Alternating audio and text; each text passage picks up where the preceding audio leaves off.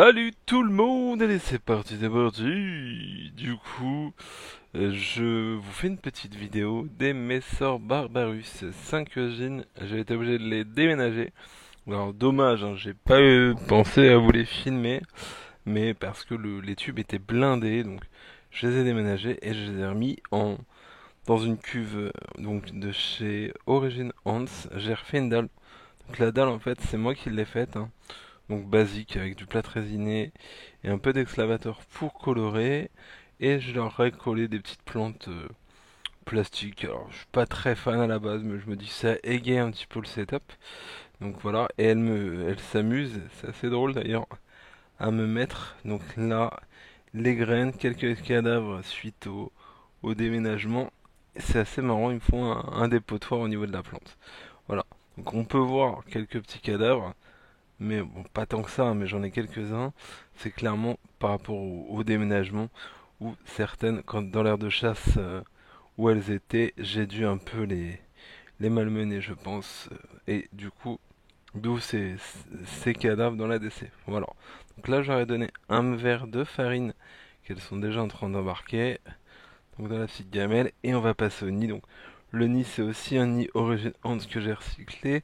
Mais la réserve d'eau fonctionne pas tip top puisque j'avais cassé un peu le nid par mégarde. Donc c'est des jeans qui ont essaimé, je ne sais plus parler français, le 24 septembre 2022. Et donc merci encore à Anne Provence qui me les a filés. Il m'a fait plaisir avec ça. Donc on va pouvoir voir donc le fameux nid. Elles m'ont fait pas mal de greniers, hein, et on peut voir que bah, on a des super majors, des belles jeans et qu'il était temps de les déménager. Au vu bah, de la population, j'ai déjà deux étages complètement remplis, deux et demi même, puisque en haut, vous voyez que c'est quand même rempli. Il me reste que trois étages. Ils ont mis du grain, donc là on peut voir que bah, le couvain il est quand même assez balèze, clairement, hein. Et puis les jeans. Alors par contre, ce qui est chiant, c'est clairement pour la visibilité. On a moins de visibilité dans des nids comme ça que dans les tubes où elles étaient, mais au moins elles ont plus de place. J'attends que elles me blindent vraiment tout et après je pense que je les changerai de nid, je commanderai un nid chez Gestion Hante ou autre pour avoir un nid plat. Mais j'attends vraiment qu'elles soient nombreuses. Là je pense que facilement on va pouvoir taper peut-être 800 ouvrières dans ce type de nid facilement. Là je dirais qu'elles sont déjà facilement 300-400 facile. Facile. Donc là on peut voir au niveau de l'égine. J'en ai une là, j'en ai une autre là-bas, une autre là-bas. C'est compliqué de les trouver avec le couvain.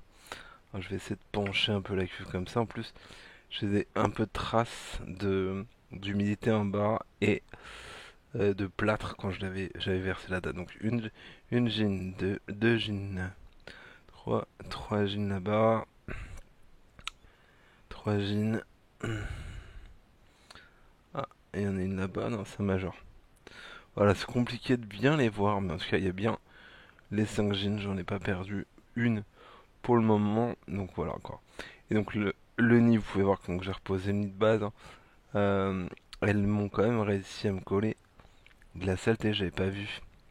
Elles ont creusé l'excavateur, elles en ont balancé là parce qu'il devait y avoir un peu d'air sur l'aimant, donc c'est pas très grave. Et également, je regarde un peu ce qu'elles ont fait. Elles m'ont fait aussi des traces, les fameuses traces fongiques, donc qu'elles utilisent pour protéger les graines. Elles m'en ont fait sur les vitres, donc tout ça.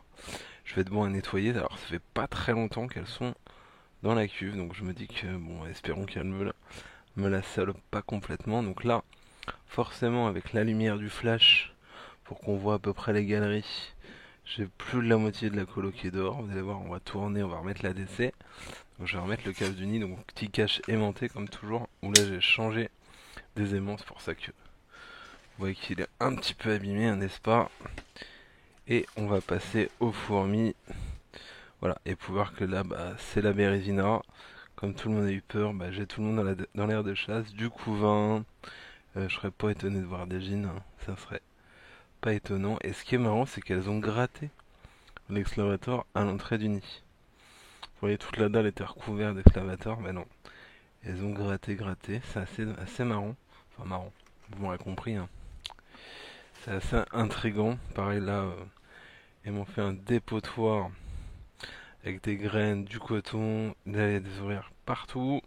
Et puis donc pour être sûr qu'elle s'hydrate bien, donc j'ai mis un abreuvoir de chez Gestion Hans et un abreuvoir classique à oiseaux avec du coton qu'elle s'amuse à me dépioter d'ailleurs. Voilà.